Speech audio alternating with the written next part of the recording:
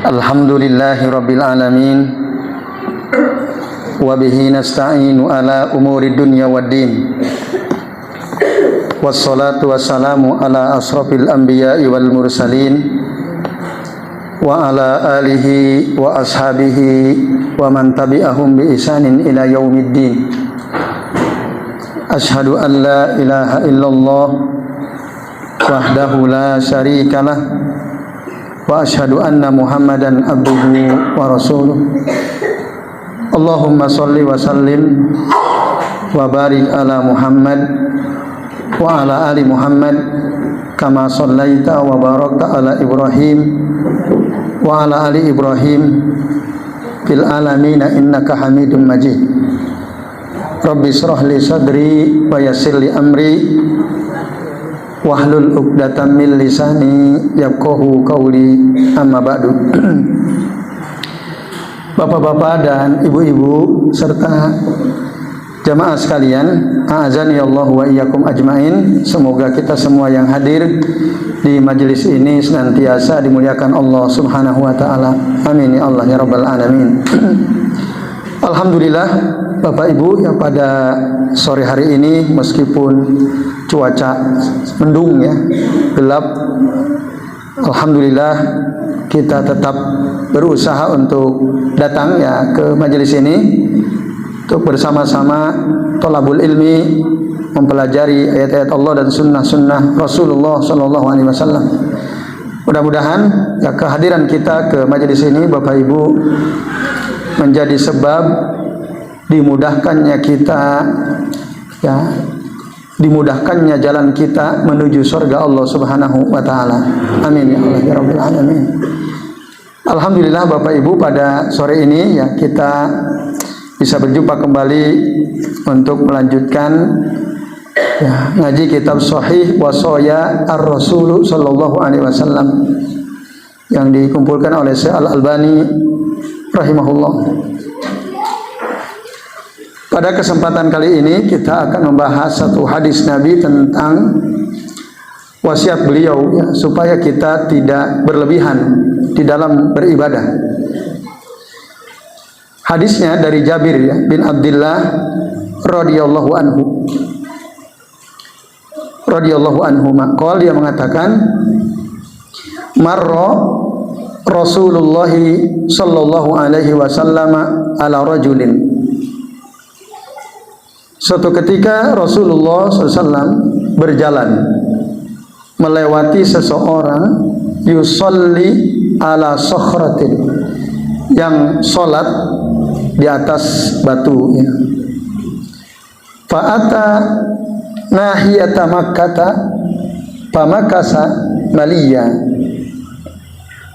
Lalu Rasul ya menuju salah satu sisi dari kota Makkah dan beliau berhenti di situ. Pamakasa maliyya, cukup lama. Jadi tadi lewat ada orang lagi sholat, lalu kemudian Rasul menuju salah satu sisi ya kota Makkah, berhenti agak lama di situ. Summan sorofa, kemudian beliau ya meninggalkan tempat di mana tadi beliau berdiri di situ, terdiam di situ cukup lama, kembali melewati orang tadi ya yang lagi sholat. Fa wajadar rajula yusalli ala halihi, dan ternyata Rasul masih mendapatkan orang yang tadi beliau lewati masih sholat. Bapak Ibu, dia masih sholat seperti yang dilihat oleh Nabi sebelumnya.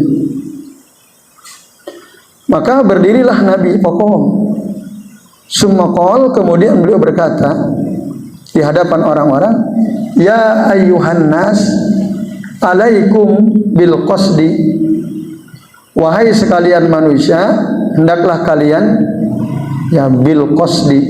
Qasd itu pertengahan, tidak berlebih-lebihan, tidak pula meremehkan. Sampai Rasul 3 kali, ya ayuhan nas, 3 kali menyampaikannya, ya ayuhan nasu alaikum bil qasdi, ya ayuhan nasu alaikum bil qasdi. fa innallaha la yamallu hatta tamallu. Nah, sesungguhnya Allah Subhanahu wa taala itu tidak pernah bosan, ya. Hatta tamallu, sampai nanti kalian sendiri yang bosan. Nah, maksudnya bosan dalam beribadah kepada Allah Subhanahu wa taala. Nah, itu hadisnya Bapak Ibu. Ini hadis disebutkan oleh Ibnu Majah di dalam kitab Sunannya dan disahihkan oleh Syekh Al-Albani dalam kitab Shahihul Jami'. Apa pelajaran penting dari hadis ini, ibu-ibu dan bapak-bapak serta jemaah sekalian? Nah, di dalam hadis ini ada isyarat supaya kita ini bersikap tidak berlebihan di dalam beribadah, gitu. Karena nanti, ya, kalau kita ibadah terus, lama ibadah kita, justru kita yang bosan nanti. Allah sih nggak pernah bosan, tapi nanti malah kita yang bosan sendiri karena terlalu berlebihan dalam beribadah, dalam sholat misalnya. Jadi jangan berlebihan. Itu poin penting yang pertama. Nah, karena apa? Karena kalau orang beribadah secara berlebihan, ya, memaksa-maksa secara berlebihan, nanti pada akhirnya dia akan lelah sendiri, sehingga akhirnya dia akan meninggalkan ibadah karena lelah. Misalnya ibu-ibu, ya, bapak-bapak, kita sholat malam, ya, lalu kita tidak tidur, kita gunakan untuk sholat sepanjang malam, mulai dari ba'da isya sampai subuh, sholat terus. Gimana kira-kira? Capek. Nggak mungkin kuat. Kira-kira besok lusanya sholat malam lagi atau tidak? Tidak. Ya, nah itu nggak benar. Nanti akhirnya kita, ya, natrukul ibadata bil kulliyati, betul-betul kita tinggalkan ibadah seluruhnya. Nah, maka kata Nabi, jangan berlebihan. La taglu fi dinikum. Jangan kalian berlebihan di dalam agama kalian. Nah, ini ibu-ibu dan bapak-bapak serta jemaah sekalian. Maka di dalam hadis yang lain Rasul mengatakan, ya, saddidu wa qaribu wa'lamu annahu la yudkhila ahadakum amaluhul jannah. Saddidu itu berusahalah untuk sesuai dengan sunnah dalam beribadah. Ya, berusahalah untuk sesuai dengan sunnah dalam beribadah. Lalu bersikaplah pertengahan, gitu. Jangan berlebihan. Karena sesungguhnya amal salah seorang di antara kalian itu tidak akan memasukkan dia ke dalam surga. Annahu lan yudkhila ahadakum amaluhu al-jannata. Sesungguhnya, ya, salah seorang di antara kalian itu amalnya dia, amal ibadahnya dia tidak bisa memasukkan dia ke dalam surga. Tidak bisa. Nah, lalu para sahabat tanya, qalu ya Rasulullah, wala anta ya Rasulullah, tidakkah juga engkau wahai Rasulullah, kata para sahabat. Artinya apakah engkau juga termasuk orang yang amalmu ya Rasul tidak akan bisa memasukkan engkau ke dalam surga? Apa jawaban Nabi? Qala la, ya, wala ana, iya, tidak. Termasuk saya, amal saya ini juga tidak bisa memasukkan saya ke dalam surga, kata Nabi sallallahu alaihi wasallam. Illa an yataghammadani Allahu bi fadli wa rahmah. Kecuali memang Allah, ya, meliputi aku dengan karunia dan rahmatnya. Nah, itulah yang menyebabkan aku masuk surga, yaitu karunia dan rahmat Allah Subhanahu wa taala. Ini Bapak Ibu dan jemaah sekalian rahimani wa rahimakumullah. Nah, kemudian dalam riwayat yang lain dikatakan wa inna ahabbal a'mali ilallahi, dan sesungguhnya amalan yang paling dicintai oleh Allah itu adwamuha wa in qalla, yang dawam meskipun sedikit. Ibadah yang dawam itu terus menerus Bapak Ibu ya, terus dijaga walaupun cuman sedikit. Misalnya ya sholat duha, yang lain mungkin ada yang 12 rakaat, 8 rakaat, tapi kita cuma 2 rakaat, tapi terus tiap hari tidak pernah putus. Itu lebih baik daripada sekali sholat 12 rakaat sebulan kemudian sebulan gak sholat, nanti bulan depan baru sholat lagi. Nah, lebih baik terus menerus walaupun cuma sedikit. Nah, ini ya Bapak Ibu dan jamaah sekalian rahimani wa rahimakum. Sholat malam juga begitu ya. Sholat witir misalnya, kita sholat ya, walaupun cuma 1 rakaat tapi istiqomah terus sholat. Nah, itu lebih baik daripada sholat witir 11 rakaat cuman 1 kali dalam sebulan atau 1 kali dalam setahun ya. Itu. Nah, maka tadi kata Nabi, inna ahabbal a'mali ilallahi adwamuha wa in qalla. Sesungguhnya amalan yang paling dicintai Allah itu yang dawam, yang paling terus menerus walaupun sedikit. Hadis akhrajahu al-Bukhari wa Muslim. Kemudian Bapak Ibu dan jemaah sekalian ya, Al-Imam At-Tabari rahimahullah, beliau menjelaskan tentang hadis di atas. Kata beliau, innal mudima lil amali yulazimul khidmata fayaksuru at-taradduda ila babit ta'ati kulla waqtin.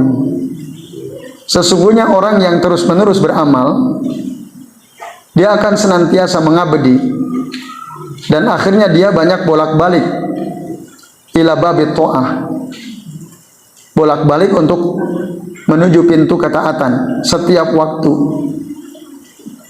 Nah, itu orang yang dawam ya, dia akan selalu bolak-balik untuk taat kepada Allah setiap waktu. Nah, agar apa? Mendapatkan kebaikan disebabkan karena bikathrati taraddudihi, karena dia ya setiap waktu senantiasa bolak-balik taat ya kepada Allah Subhanahu wa taala. Nah, itu beda dengan orang yang ya beribadah lalu kemudian terputus karena mungkin capek gitu, terputus. Maka orang yang tadinya beramal, idza tarakal amal sarakal mu'ridi ba'dal wasl. Orang yang tadinya beramal tapi mungkin dia membebani dirinya, terlalu lelah, capek terlalu banyak, akhirnya dia meninggalkan amalnya, maka orang seperti ini seperti orang yang kal mu'ridi ba'dal wasl, seperti orang yang berpaling ya, setelah tadinya dia nyambung jadi berpaling gara-gara apa? Berlebihan tadi. Nah, ini kata Al-Imam At-Tabari rahimahullah. Itu Bapak Ibu dan jemaah sekalian. Maka Nabi tidak suka tuh sama orang yang berlebih-lebihan, zalim terhadap dirinya sendiri meskipun itu dalam beribadah. Itu nggak boleh. Anas bin Malik pernah cerita dulu ya, ada 3 orang datang ke rumah istri-istri Nabi Sallallahu Alaihi Wasallam untuk bertanya tentang bagaimana ibadahnya Nabi dalam keseharian beliau. Jadi ja'a salah satu rahtin ila buyuti ajwajin Nabiyyi Sallallahu Alaihi Wasallam yas'aluna an ibadatin Nabiyyi Sallallahu Alaihi Wasallam. datang 3 orang ke rumah istri-istri Nabi untuk bertanya tentang bagaimana ibadahnya Nabi sallallahu alaihi wasallam. Falamma ukhbiru, ketika mereka ini diberitahu oleh istri-istri Rasul, ya Nabi itu ya kalau malam sholat, tapi juga beliau tidur. Ya beliau kadang puasa, kadang juga tidak puasa. Ya beliau ya dengan istrinya ya bermesraan, ya menggauli istrinya, tapi juga beliau beribadah. Akhirnya setelah mendengar informasi itu, ka'annahum taqaluha, seakan-akan mereka ini mengecilkan ibadah Nabi Shallallahu Alaihi Wasallam. Oh, Nabi ternyata sholat tapi juga beliau tidur. Oh, Nabi puasa juga kadang beliau enggak puasa. Oh, beliau kadang-kadang juga bersama istrinya, ya mungkin bermesraan, bersenang-senang istrinya, tapi ya kadang ibadah, kadang dengan istrinya. Wah, ini ya kira-kira kalau bahasa kita ya gampang lah kalau begini, ini kecil berarti. Tapi mereka sadar, maka kata mereka, faqalu wa aina nahnu min Rasulillahi sallallahu alaihi wasallam. Ya di manakah kami kalau kami dibandingkan Rasul sallallahu alaihi wasallam? Kan kalau Rasul sudah dapat jaminan dari Allah taala, qad ya ghufira lahu ma taqaddama min dzambihi wa ma ta'akhkhara. Rasul kan sudah dijamin diampuni dosanya yang lalu maupun yang akan datang. Toh kalau Rasul begitu ya wajar lah, kira-kira begitu bahasanya ya. Nah, akhirnya salah satu dari mereka berkata kepada yang lain, amma ana fa ana usolli al-laila abada. Sedangkan aku ini, aku selalu sholat malam. Jadi tiap malam aku sholat terus, ya, tidak tidur. Wa qala akhar, yang kedua mengatakan, wa ana asumu ad-dahra wa la uftir. Aku puasa terus sepanjang hari. Tiap hari aku puasa, aku enggak pernah tidak puasa. Menurut yang kedua. Yang ketiga, wa qala akhar, ana a'tazilun nisa fala atazawwaju abadan. Sedangkan aku meninggalkan wanita. Aku tidak akan nikah selama-lamanya. Kenapa? Untuk ibadah. Nanti kalau kira-kira bahasa kita, kalau istri bikin repot gitu ya. Wah, itu nanti pengen diantar ke pasar, pengen apa, sudah nggak usah nikah aja sisan kan itu. Nah, daripada bikin repot, mendingan ibadah. Kira-kira gitu bahasa kitanya. Nah, maka faja'a Rasulullah SAW. Datanglah kemudian Rasulullah SAW kepada mereka, ilaihim. Faqal, lalu beliau berkata, antumul ladzina qultum kada wa kada. Apakah benar kalian yang mengatakan begini dan begitu? Tadi aku yang puasa sepanjang hari, aku sholat sepanjang malam, aku tinggalkan perempuan untuk ibadah. Kalian yang mengatakan itu? Nah, tentu iya. Lalu kemudian Rasul mengatakan, amma wallahi inni la akhsyakum lillah. Demi Allah, kata Rasul, aku ini adalah orang yang paling takut di antara kalian kepada Allah. Wa atqakum lahu, dan aku adalah orang yang paling takwa kepada Allah. Lakinni, tapi aku, kata Rasul, asumu wa uftir. Tapi aku puasa, aku juga buka. Maksudnya ada kalanya aku puasa, ada kalanya aku tidak puasa. Mungkin hari ini puasa, besok enggak puasa. Bahkan mungkin dalam sebulan puasanya cuman 3 hari gitu ya. Banyak enggak puasa. Ya ada puasa, ada saat di mana aku puasa, ada saat di mana aku tidak puasa. Wa usolli wa arqud. Aku juga sholat ya di malam hari, wa arqud, tapi juga aku tidur, kata Nabi SAW. Tidak sholat terus, ada saat di mana aku tidur. Wa atazawwajun nisa, dan aku juga ya menikahi atau menggauli istri. Ya. Paman rogiba an sunnati falaisa minni. Barang siapa yang tidak suka kepada sunnahku, maka dia bukan termasuk golongan yang mengikuti sunnahku, kata Nabi SAW.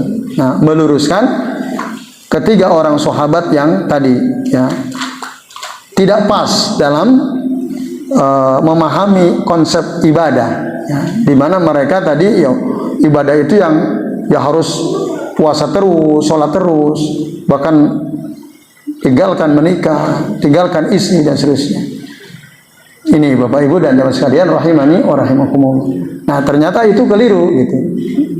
Itu tidak tawassut, tidak al-qasdu, tapi itu gulu ya, berlebihan. Ada juga dulu seorang sahabat Abu Darda. Beliau ini termasuk min ahlil ibadah. Puasa terus, sholat terus. Kalau malam sholat terus, kalau siang puasa terus Bapak Ibu. Suatu kali beliau kedatangan seorang tamu, sahabat Nabi Salman Al-Farisi radhiyallahu anhu. Nah, ketika Salman datang, dijamulah oleh Abu Darda, disuguhi, namanya tamu kan. Sahabat paham betul ya kalau tamu itu harus dimuliakan, karena la yu'minu ya ahadukum billahi mangkana yu'minu billahi wal yaumil akhiri, barang siapa yang beriman kepada Allah dan hari akhir, fal yukrim dhaifahu, hendaklah dia memuliakan tamunya. Maka ketika Salman Al-Farisi datang ke rumah Abu Darda, Abu Darda pun memuliakan tamunya, menyuguhi, ya, dihidangkan hidangan. Tapi ketika Salman mau menyantap hidangan yang disuguhkan oleh Abu Darda, Salman bilang, ayo kita makan. Apa kata Abu Darda? Oh tidak, saya lagi puasa. Nah, tapi sebelumnya Abu Darda sempat ketemu dengan istrinya.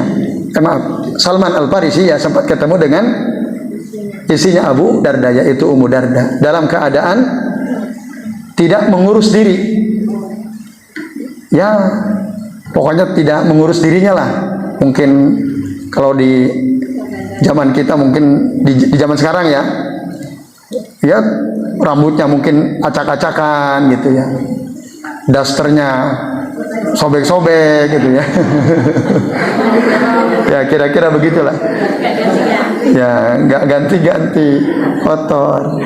Ditanya oleh Salman, lo Ummu Darda, kenapa engkau berpenampilan seperti ini? Lo ngapain aku berdandan?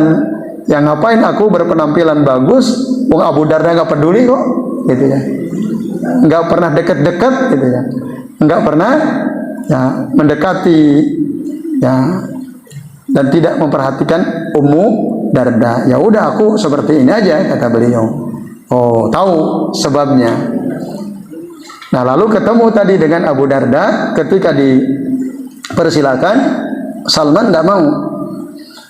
Aku tidak mau makan hidangan yang engkau suguhkan sampai engkau sebagai tuan rumah juga ikut makan. Nah, lu kan saya lagi puasa. Iya, puasa boleh, tapi ada kalanya puasa, ada kalanya buka. Jadi karena Nabi itu ya mengatakan bahwa inna ya li jasadika alaika haqqun wa li ahlika alaika haqqun wa li dhaifika alaika haqqun. Sesungguhnya tubuhmu punya hak, istrimu punya hak, bahkan tamumu juga punya hak. Nah, jadi jangan puasa terus tiap hari, jangan sholat terus sepanjang malam. Nah, itu karena istri punya hak juga ya, untuk diperhatikan, untuk didekati dan seterusnya. Nah, ini nasihat yang disampaikan Salman Al-Farisi kepada Abu Darda karena berlebih-lebihan dalam beribadah kepada Allah Subhanahu wa ta'ala. Nah, juga ada Abdullah bin Amr bin Al-As sampai berita kepada Nabi bahwa beliau itu senantiasa puasa, senantiasa sholat malam, lalu didatangi oleh Nabi. Nah, ditanya, dikonfirmasi, betulkah kamu begini begitu? Betul ya Rasulullah. Jangan kau lakukan itu, kata Rasul. Fala taf'alu. Nah, fala taf'al, maksudnya jangan kau lakukan. Kalau siang kamu puasa terus, kalau malam kamu sholat malam terus, jangan. Tapi sum wa aftir wa kum wa nam. Ya puasalah, tapi juga ada kalanya engkau tidak perlu puasa, buka. Ya silakan sholatlah malam, tapi juga tidur. Fa inna li jasadika alaika haqqan wa inna li ainika alaika haqqan wa inna li zaujika alaika haqqan wa inna li zurika ay li dhaifika alaika haqqan. Sesungguhnya jasadmu, tubuh punya hak. Kedua matamu punya hak, istrimu punya hak atas dirimu, tamumu juga punya hak. Nah, maka cukuplah engkau, kata Nabi, antasuma kulla syahrin salasata ayyam. Cukuplah engkau puasa setiap bulan 3 hari. Fa innalaka bikulli hasanatin asyru amsalihha. Maka engkau akan mendapatkan dari setiap satu kebaikan 10 kali lipat. Fa inna dzalika siyamud dahri kulluhu. Nah, sesungguhnya apabila engkau puasa setiap bulan 3 hari, Bapak Ibu, berarti engkau itu sama seperti puasa sepanjang tahun. Kok bisa? Karena 1 hari dapat 10.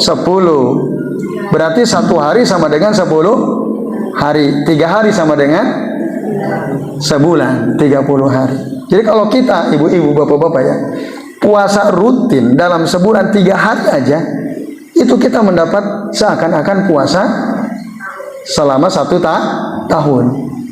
Gitu. Tapi kemudian ya, Abdullah bin Amr bin Al-As, beliau mengatakan, fasaddatu fasuddida alayya. Aku mengeraskan lagi, maksud ingin menambah lagi. Ya. Lalu aku tanya, ya Rasulullah, inni ajidu quwwatan. Ya Rasul, aku masih punya kekuatan. Kalau cuma 3 hari ya kira-kira gampang lah, masih kuat ya Rasulullah. Apa kata Nabi? Qala fasum siyama Nabiyillahi Daud alaihi salam. Kalau gitu puasalah engkau puasa Nabi Daud alaihi salam. Wala tajid alaih, dan jangan engkau tambah. Puasa Nabi Daud itu gimana? Tasumu yauman wa tuftiru yauman. 1 hari puasa, 1 hari tidak puasa, dan begitu seterusnya. Nah, lalu ditanya oleh Abdullah bin Amr, qultu wa ma kana siyamu Nabiyillahi Daud alaihi salam.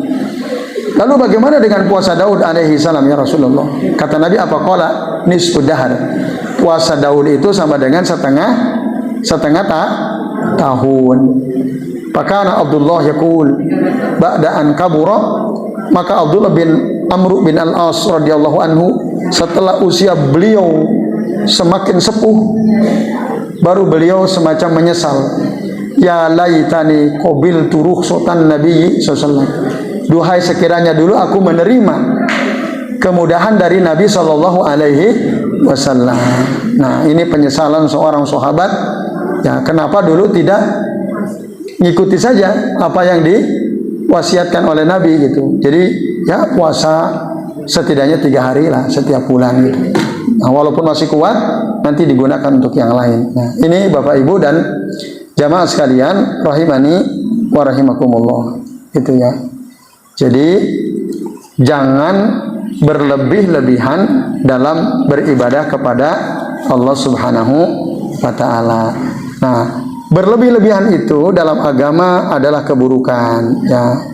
Dalam Al-Qur'an pun Allah taala berfirman ya kepada ahlul kitab, ya ahlal kitabi la taglu fi dinikum. Wahai ahlul kitab, wahai orang Yahudi dan Nasrani, janganlah kalian berlebih-lebihan dalam agama kalian. Ini ya Bapak Ibu dan sekalian rahimani wa rahimakumullah. Dilarang oleh Allah. Bahkan orang yang berlebih-lebihan dalam beragama, dia akan terhalang dari mendapatkan syafaat kelak nanti pada hari kiamat. Gitu. Jadi ada 5 orang yang dia ini tidak akan bisa mendapatkan syafaat pada hari kiamat. Baik syafaat dari Rasulullah, maupun syafaat dari Allah, maupun syafaat mungkin dari temannya yang soleh, dari amalan dia, mungkin dari anaknya, terhalang syafaatnya. Ada Bu, Pak. Ya. Kan orang yang rajin baca Al-Quran, kelak Al-Quran akan menjadi syafaat. Kata Nabi, iqra'u Al-Qur'ana fa innahu ya'ti yaumal qiyamati syafi'an li sahibi. Bacalah oleh kalian Al-Quran, karena Al-Quran itu kelak nanti akan datang pada hari kiamat menjadi syafaat penolong dia kelak nanti pada hari kiamat untuk pembacanya. Termasuk ya, kalau ada di antara kita punya anak masih kecil belum balik lalu diwafatkan oleh Allah Subhanahu wa taala, maka anaknya ini kelak nanti akan menjadi syafaat bagi orang tuanya.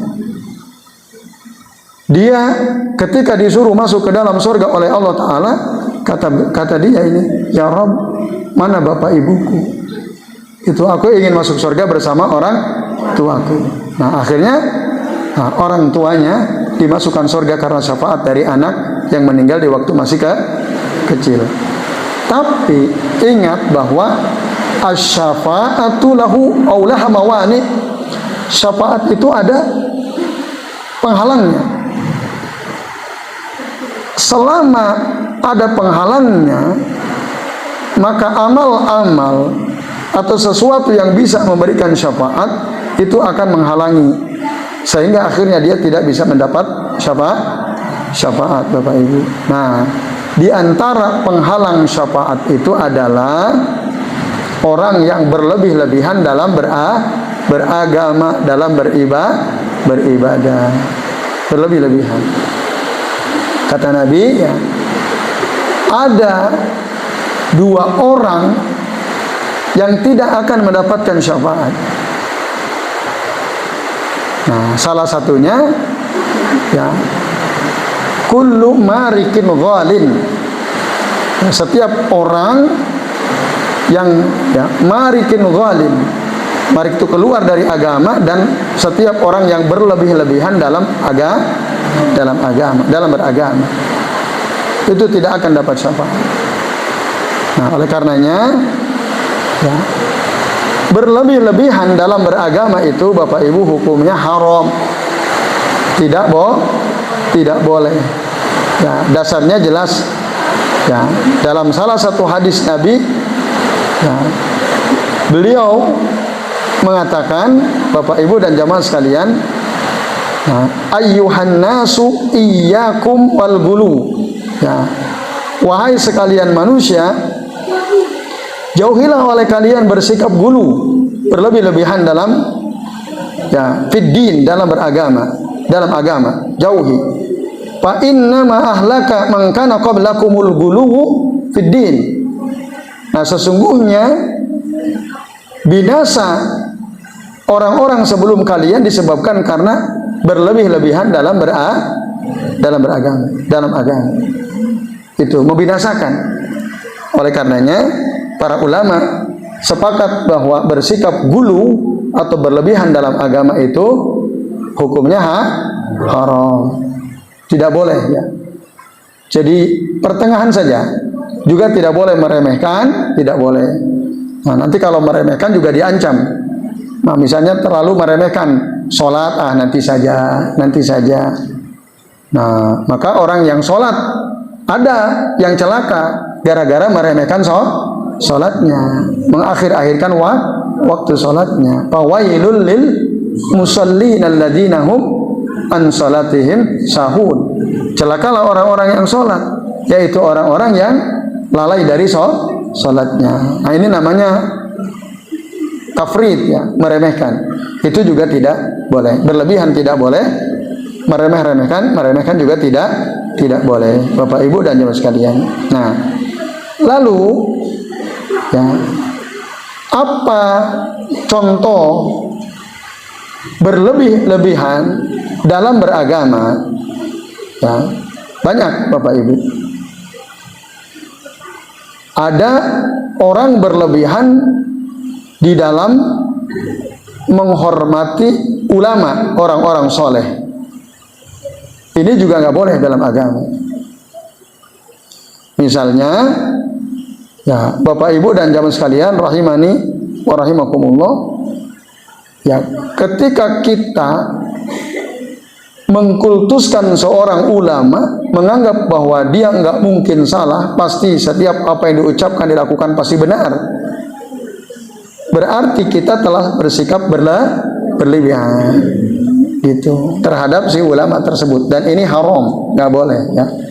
Walaupun memang dia orang alim, dia orang soleh, itu nggak boleh, karena manusia itu ada kalanya salah gitu. Walaupun mungkin tingkat keilmuannya tinggi, soleh sekali orangnya, nah itu nggak, apalagi sampai kita ya kalau ada masalah beristighosah, memohon pertolongan kepada si ulama ini. Nah ini misalnya, ini berlebihan karena kita anggap dia orang soleh. Ada masalah, ada apa-apa, kita minta tolong sama si ulama ini. Misalnya ya ibu-ibu, bapak-bapak ya, di jalan tiba-tiba disergap orang, mau dibegal, lalu kita bilang, menyebut-nyebut nama guru kita, wahai Mbah Pulan, Kiai Pulan, Habib Pulan, tolong ini saya mau dibegal misalnya, padahal orangnya tidak ada di situ, jauh entah di mana. Nah, kita ingat kepada orang alim tersebut misalnya. Nah, ini gulu, syirik bahkan. Nah, maka ini tidak boleh dilakukan. Nah, ini Bapak Ibu dan jamaah sekalian. Nah, lalu gulu fil amal ya, berlebih-lebihan dalam beramal. Nah, tadi sholat malam terus sepanjang malam, puasa sepanjang tahun, setiap hari puasa terus. Nah, ini berlebihan di dalam beramal. Ya, ada orang puasa tirakat ya. Jadi puasa 3 tahun berturut-turut. Katanya namanya puasa dalail. Salah susanawat ya. Mutawalian berturut-turut. Itu amalan yang diajarkan oleh seorang sufi. Nah, ada pengamalnya, ada Bapak Ibu. Nah, saya punya teman mengamalkan amalan ini. Nah, jadi kalau batal misalnya, itu harus diulangi lagi. Misal udah 1 tahun nih puasa, batal, nanti harus ulangi lagi dari nol lagi. Nah, begitu terus. Nah, itu gulu, tidak boleh berlebihan dalam beramal. Karena tadi pesan Nabi kepada Abdullah bin Amru bin Al-As radhiyallahu anhu, ya maksimal kalau mau puasa masih kuat ya puasa Daud gitu. Wala tazid ala zalik atau alaih. Tidak boleh nambah lebih dari itu. Berarti kalau orang puasa 3 tahun berturut-turut kan melebihi daripada puasa Nabi Daud. Sementara Nabi melarang wala tazid alaih.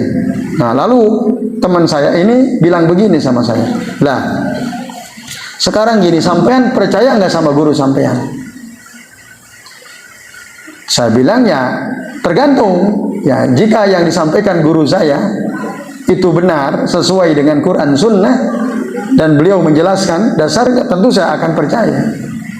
Tapi kalau yang beliau sampaikan misalnya suatu amalan ya yang tidak ada dasarnya dari Nabi Shallallahu Alaihi Wasallam, nah apalagi misalnya guru saya cerita, saya dalam mimpi saya didatangi oleh Nabi SAW.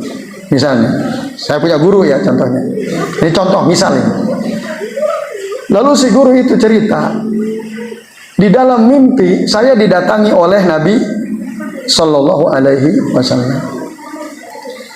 Lalu Nabi berkata ya kepada saya, coba kamu amalkan zikir ini, amalan ini. Kalau bisa amalkan setiap hari, ya, maka jika kamu bisa mengamalkan amalan ini setiap hari, hidupmu ya makmur misalnya, rezekimu melimpah. Amalannya gimana? Lalu dia menyebutkan zikir, ya, yang zikir itu tidak kita temukan di dalam hadis-hadis Nabi Shallallahu Alaihi Wasallam. Nggak ada itu dalam kitab-kitab hadis. Ya, kutubu sittah, kutubu tis'ah misalnya, atau bahkan kitab-kitab hadis besar yang lain. Karena guru kita itu mendapatkan amalan atau zikir tersebut lewat mimpinya. Nah, kalau ada seorang guru bilang begitu, Bapak Ibu, jenengan percaya atau tidak? Akan menerima amalan itu atau tidak? Nah, jangan. Karena Bapak Ibu, semua kebaikan sudah diajarkan oleh Nabi sebelum beliau wafat. Tidak ada satupun amal kebaikan kecuali pasti Rasul pernah menyampaikannya, mengajarkannya kepada kaum muslimin, kepada para sahabat. Makanya Rasul itu disebut apa? Salah satu sifatnya tabligh. Kan ada sidik, amanah, patona, dan tabligh, menyampaikan. Tidak mungkin Rasul menyembunyikan amalan, tidak disampaikan kepada umatnya sebelum beliau wafat. Ketika beliau wafat sempurna. Dalam Al-Quran pun jelaskan, al-yauma akmaltu lakum dinakum. Ya, pada hari ini aku sempurnakan agama kalian. Wa atmamtu alaikum nikmati wa raditu lakumul Islam madina. Dan aku sempurnakan ya nikmatku kepada kalian, dan aku ridho Islam menjadi agama kalian. Sempurna, Bapak Ibu. Tidak mungkin ada satupun ajaran yang disembunyikan oleh Nabi lalu baru Nabi ajarkan kepada seseorang lewat mimpinya. Itu mustahil, tidak mungkin. Nah, itu hanya kepercayaan di kalangan para sufi, Bapak Ibu. Jadi amalan itu kalau tidak ada tuntunannya di dalam sunnah Nabi yang makbulah, yang sahihah atau minimal hadis hasan, jangan diamalkan. Walaupun itu dari guru kita misalnya, dari orang yang kita anggap sebagai guru, orang yang kita anggap berilmu, orang soleh. Tapi kalau dia mengajarkan suatu amalan ibadah, amal ibadah tanpa ada dasarnya dari Nabi, jangan diamalkan, jangan diterima. Karena apa kata Nabi?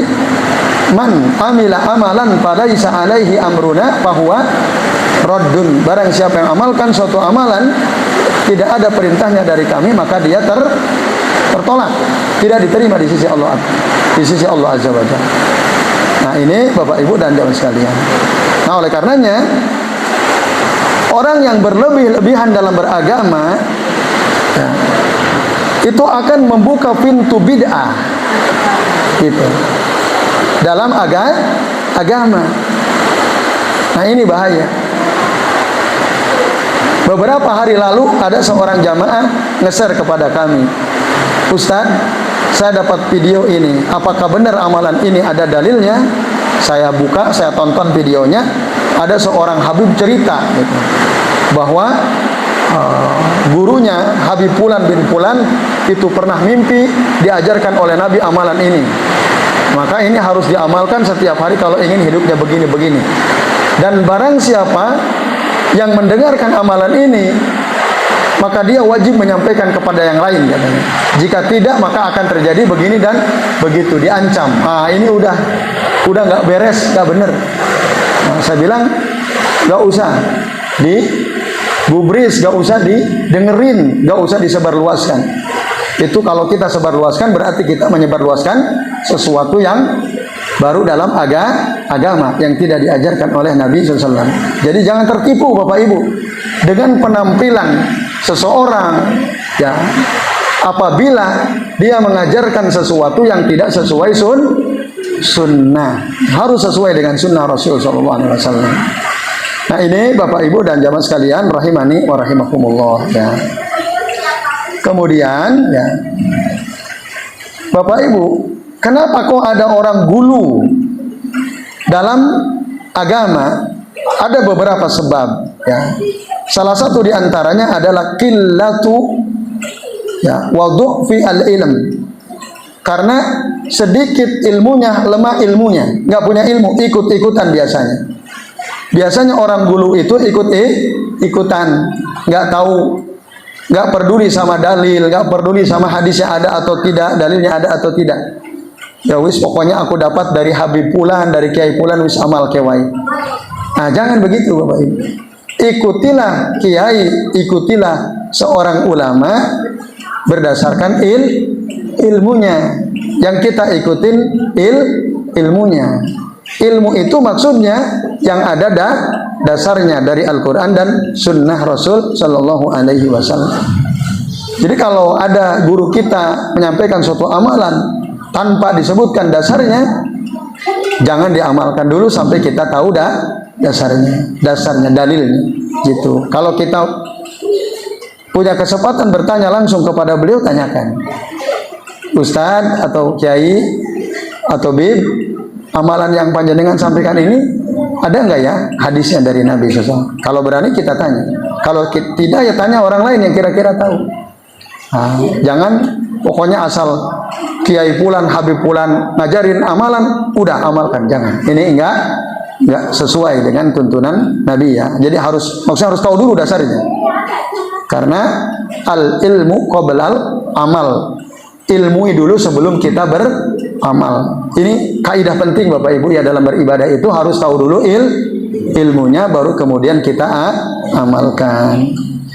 Nah, sebab yang kedua Bapak Ibu, biasanya orang yang berlebihan dalam beragama itu adalah orang yang fanatik ya terhadap guru, terhadap pendapat gurunya, terhadap kelompoknya, terhadap ormasnya misalnya. Yang fanatik itu biasanya gulu. Nah, jadi biasa kalau udah namanya fanatik pasti menganggap semuanya benar. Hilang nalar kritisnya, hilang. Dia seakan-akan nggak butuh nanya ini apakah ada dasarnya atau tidak. Orang sudah fanatik ya, ta'assub. Maka asobiyah itu adalah sifat tercela ya, mazmum. Nah, ini Bapak Ibu dan jemaah sekalian rahimani wa rahimakumullah ya.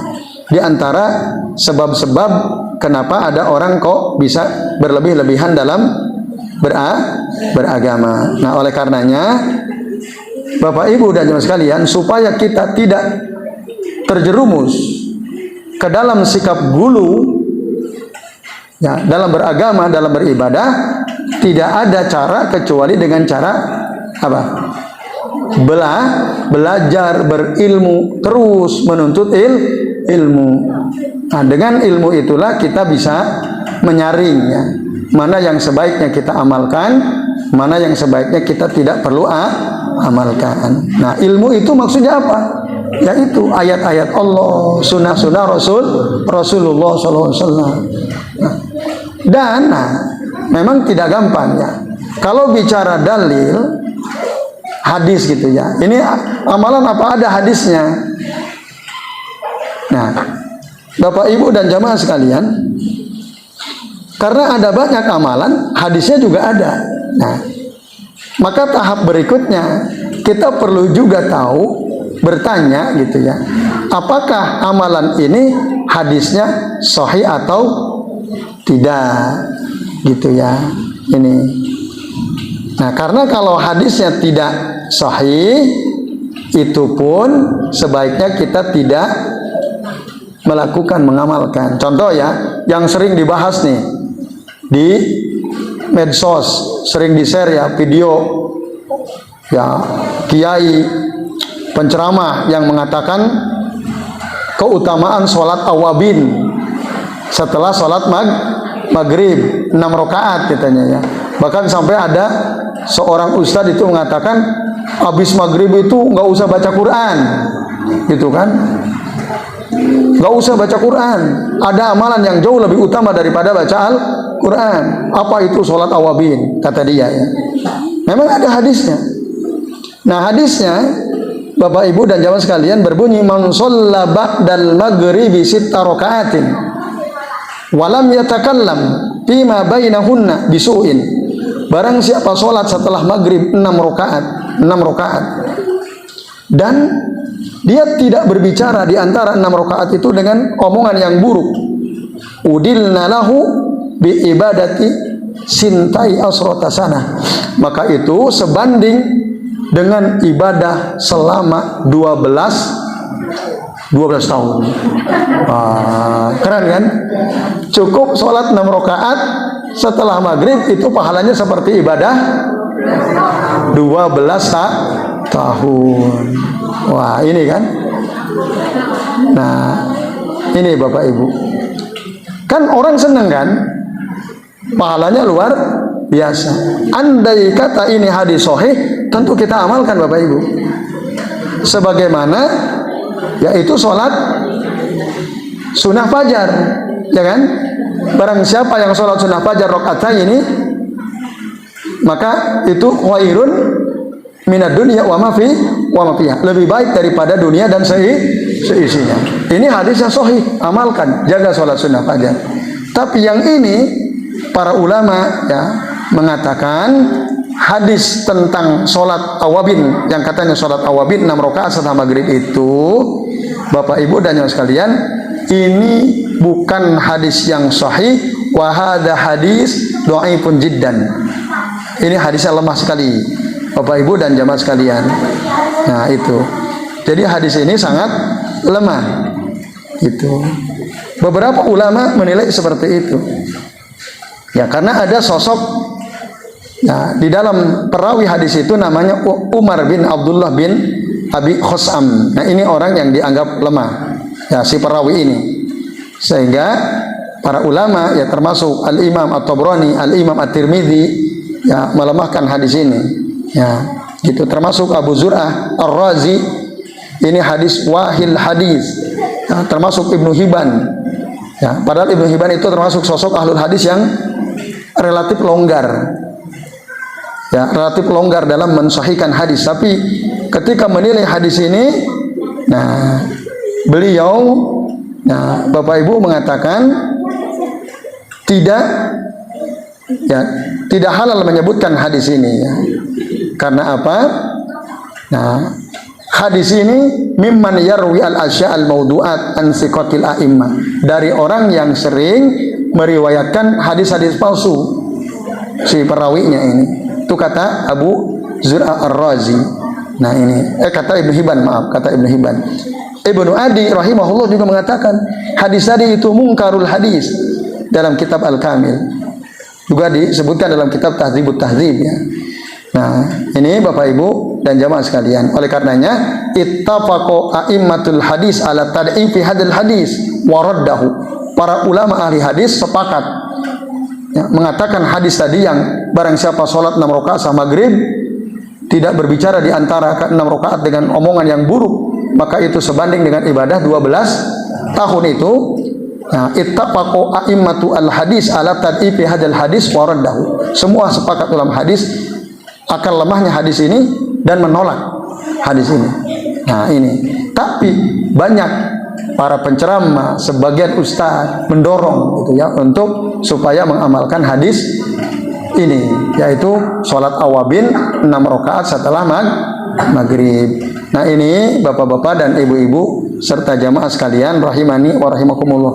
Kalau kita mau melihat hadis yang sahih yang disebut sholat awabin itu ya, kalau kita merujuk kepada hadis riwayat Imam Muslim, Rasul mengatakan sholatul awabin hina tarmudul fisol. Sholat awabin itu pada saat anak unta yang disapi itu merasa kepanasan terkena terik matahari,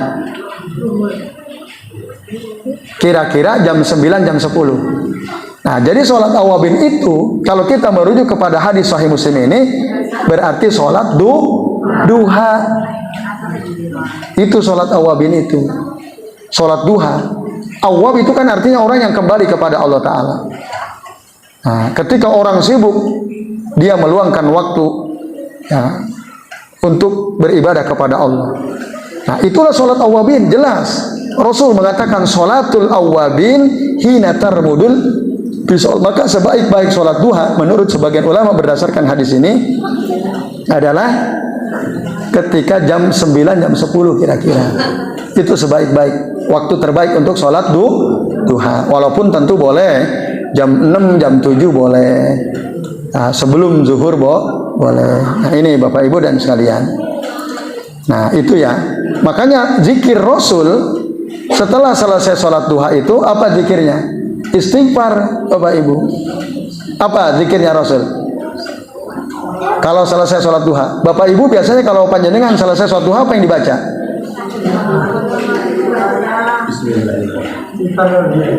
Betul Mbah, istighfar. Kan kalau dulu orang berdoa ya, Allahumma inna duha'uka gitu ya, wal baha'uka dan seterusnya. Enggak, Rasul tidak membaca doa itu. Yang dibaca oleh Rasul gimana? Allahumma gfirli wa tub alayya innaka antat tawwabur rahim mi'ata marrah, sebanyak 100 kali. Nah itu karena itu sholat awabin, sholat yang dilakukan oleh orang-orang yang kembali kepada Allah Subhanahu wa ta'ala. Nah kalau ini sahih, lakukan. Hadis riwayat Muslim. Jadi misalnya ada ya, seseorang mengatakan amalkan ini karena ada hadisnya, di dalam hadis dikatakan begini.